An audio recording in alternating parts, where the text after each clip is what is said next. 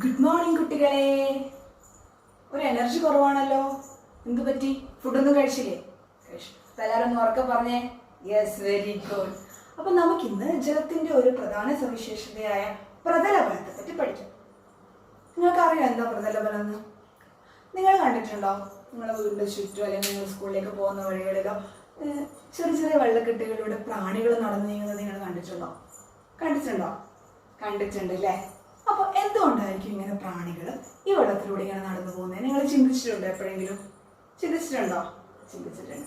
അപ്പൊ എന്തുകൊണ്ടായിരിക്കും? ജലത്തിന്റെ പ്രധാന സവിശേഷതയായ പ്രതലബലം കാരണമാണ് പ്രാണികൾ ഇങ്ങനെ വെള്ളത്തിലൂടെ നടന്നു പോകുന്നത്. നമുക്ക് എന്താണ് പ്രതലബലം എന്ന് പഠിക്കാം. ജലത്തിൽ എന്തുണ്ടോ? ജലത്തില് തന്മാത്രകളുണ്ട്. യെസ്, ജലത്തില് തന്മാത്രകളുണ്ട്. ഈ ജലതന്മാത്രകൾ തമ്മിൽ പരസ്പരം എന്തുണ്ടാവും? ആകർഷണമുണ്ട്.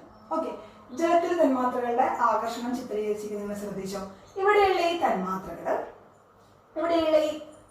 തന്മാത്രകൾക്ക് വശങ്ങളിലേക്കും ഉള്ളിലേക്കും മുകളിലേക്കും ഒക്കെ എന്തുണ്ട്? ആകർഷണമുണ്ട് ഇല്ലേ? പരസ്പരം, അതായത് ഒരേപോലെയുള്ള തന്മാത്രകളായിരിക്കും പരസ്പരം എന്ത് ചെയ്യുക? ആകർഷിക്കുക. നിങ്ങളിപ്പോൾ നിങ്ങളുടെ ഫ്രണ്ട്സ്, നിങ്ങളോട് ഭയങ്കരമായിട്ട്, അതായത് നിങ്ങളുമായിട്ട് നിങ്ങളുടെ ഏകദേശം ഒരേ സ്വഭാവങ്ങളുള്ള ആൾക്കാരായിരിക്കും നിങ്ങൾ എന്താക്കുക? ഫ്രണ്ട്സ് ആക്കുക അല്ലെ? ഏകദേശം നിങ്ങൾക്ക് ഇഷ്ടപ്പെട്ട ആൾക്കാരായിരിക്കും നിങ്ങൾ ഫ്രണ്ട്സ് ആക്കുക. അതേപോലെ തന്നെ ഇവിടെയും ജലത്തിലെ തന്മാത്രകൾ ഒരേ സ്വഭാവമുള്ള അല്ലെങ്കിൽ ഒരേ ഗുണങ്ങളുള്ള അല്ലെങ്കിൽ ഒരേ സ്വഭാവമുള്ള തന്മാത്രകളായിരിക്കും പരസ്പരം എന്ത് ചെയ്യുക? ആകർഷിക്കുക. ഓക്കെ, അപ്പൊ ഇവിടെയുള്ള ഈ തന്മാത്രകൾക്ക് വശങ്ങളിലേക്കും ഉള്ളിലേക്കും മുകളിലോട്ടേക്കൊക്കെ ആകർഷണമുണ്ട്.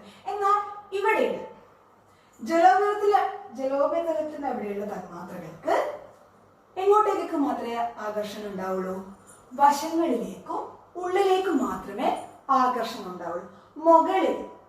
ജലോപരിതലത്തിന്റെ മുകളില് അതായത് ബാഷ്പരൂപത്തിലുള്ള തന്മാത്രകൾ വളരെ കുറവാണ്. ഇവിടെ എന്തേ ഉള്ളൂ?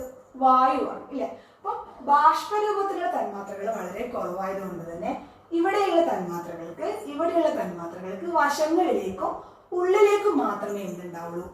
ആകർഷണം ഉണ്ടാവുള്ളൂ. അപ്പൊ ഇത് ഒരു ആകർഷണങ്ങൾ എന്ന് പറയുന്നത് ഇങ്ങനെ അങ്ങോട്ടേക്കും ഇങ്ങോട്ടേക്കും പിടിച്ചു വലിക്കാം. അപ്പൊ എന്താവും? നടുക്ക് നിൽക്കുന്ന ആളൊരു വലിഞ്ഞു മുറുകിയ പാട പോലെ പ്രവർത്തിക്കും അല്ലെ? അതേപോലെയാണ് ഇവിടെയും സംഭവിക്കുന്നത്. ജലതന്മാത്രകള് വശങ്ങളിലേക്കും ഉള്ളിലേക്കും ഇങ്ങനെ വലിക്കുന്ന സമയത്ത് അവരൊരു പാട പോലെ, അതായത് ഇവിടെയുള്ള ഈ ഒരു ഉപരിതലം, ജലത്തിന്റെ ആ ഒരു ഉപരിതലം ഒരു പാട പോലെ പ്രവർത്തിക്കുന്നു. ആ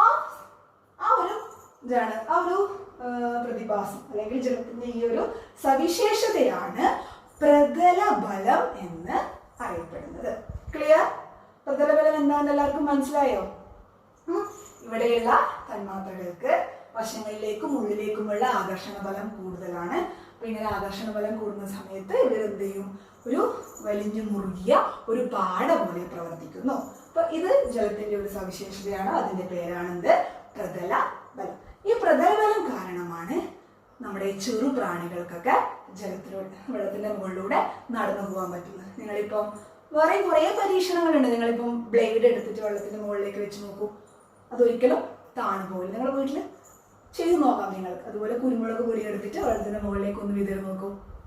കുരുമുളക് പൊടി മുകളിലേക്ക് ഇങ്ങനെ സ്പ്രെഡ് ചെയ്ത് പരന്നു നിൽക്കുന്നതായിട്ട് നിങ്ങൾക്ക് കാണാം. ഓക്കെ, ഇതൊക്കെ ജലത്തിന്റെ പ്രധാനമായിട്ടുള്ള ഒരു സവിശേഷതയായ പ്രതലബലം കാരണമാണ്.